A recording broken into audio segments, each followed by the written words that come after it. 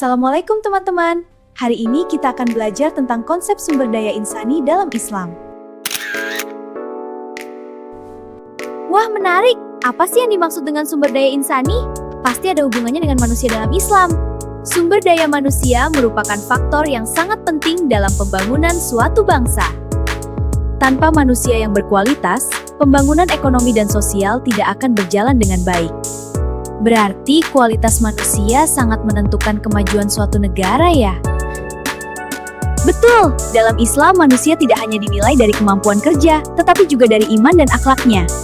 Sumber daya insani dalam Islam adalah manusia yang memiliki kemampuan, potensi, serta nilai spiritual. Potensi tersebut mencakup aspek intelektual, moral, dan spiritual. Apa maksud Gasya potensi itu harus seimbang? Jadi dalam Islam manusia dipandang sebagai makhluk yang memiliki tanggung jawab kepada Allah. Manusia juga berperan sebagai khalifah di bumi. Konsep sumber daya insani dalam Islam memiliki landasan utama dari Al-Quran dan hadis. Artinya nilai-nilai Islam menjadi dasar dalam pengembangan manusia. Islam menekankan keseimbangan antara ilmu pengetahuan dan akhlak. Wah, bagaimana cara mencapainya? Mempraktikkan ilmu untuk kebaikan.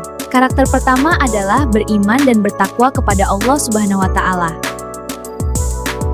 Keimanan membuat seseorang bekerja dengan penuh tanggung jawab. Karakter berikutnya adalah jujur dan amanah. Bagaimana contohnya? Misalnya menjaga titipan. Karena kejujuran sangat penting dalam kehidupan sosial dan ekonomi. Islam juga sangat mendorong umatnya untuk menuntut ilmu. Benarkah Kak? Aku punya contoh. Ilmu akan membantu manusia berkembang dan memberikan manfaat bagi masyarakat. Dengan ilmu pengetahuan, manusia dapat menciptakan berbagai inovasi yang bermanfaat. Ilmu juga harus digunakan untuk kebaikan dan kemaslahatan umat. Selain beriman, jujur, dan berilmu, ada karakter penting lainnya dalam sumber daya insani. Salah satunya adalah memiliki rasa tanggung jawab dalam setiap pekerjaan.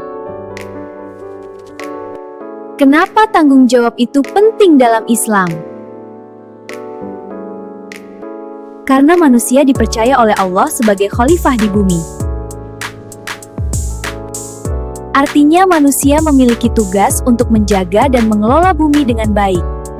Karena itu manusia juga harus memiliki sikap kerja keras dan disiplin. Jika manusia memiliki karakter tersebut, maka masyarakat akan berkembang dengan baik. Lalu sebenarnya, apa tujuan dari pengembangan sumber daya insani dalam Islam? Tujuan pengembangan SDI dalam Islam adalah membentuk manusia yang berkualitas. Manusia yang memiliki keseimbangan antara ilmu, iman, dan akhlak. Dengan begitu, manusia dapat memberikan manfaat bagi masyarakat. Manusia yang berkualitas juga diharapkan mampu memberikan manfaat bagi orang lain. Seperti infografis ini, contohnya seperti guru yang mendidik, dokter yang menolong pasien, dan petani yang menyediakan makanan. Berarti setiap profesi bisa menjadi bentuk ibadah ya? Benar Zara, niat belajar seperti ini juga ibadah.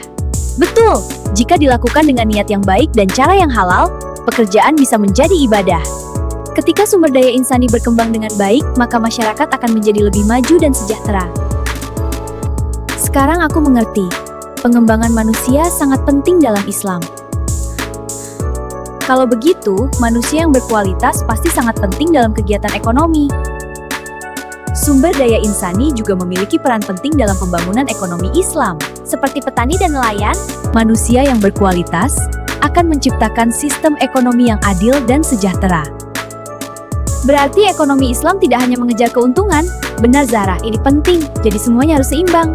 Betul, tetapi juga memperhatikan keadilan dan kesejahteraan masyarakat. Selanjutnya kita akan membahas peran sumber daya insani dalam ekonomi Islam. Benar, dalam ekonomi Islam, manusia harus menjalankan kegiatan ekonomi secara jujur dan adil. Kejujuran dalam berdagang akan menciptakan kepercayaan di masyarakat. Jika pelaku ekonomi memiliki akhlak yang baik, maka sistem ekonomi akan berjalan lebih sehat. Apakah itu juga bisa mengurangi masalah ekonomi? Ya, karena ekonomi Islam juga menekankan keadilan dan kepedulian sosial. Contohnya seperti zakat, sedekah, dan membantu masyarakat yang membutuhkan. Dengan begitu, kesejahteraan masyarakat dapat meningkat. Benar Zara, ekonomi Islam menekankan keadilan. Sekarang aku paham, ekonomi Islam tidak hanya mencari keuntungan, tetapi juga bertujuan menciptakan keadilan, kesejahteraan, dan keberkahan. Nah, dari semua penjelasan tadi, kita bisa menarik kesimpulan tentang sumber daya insani dalam Islam. Jadi, sumber daya insani dalam Islam adalah manusia yang memiliki iman, ilmu, dan akhlak. Dengan kualitas tersebut, manusia dapat menjalankan perannya sebagai khalifah di bumi.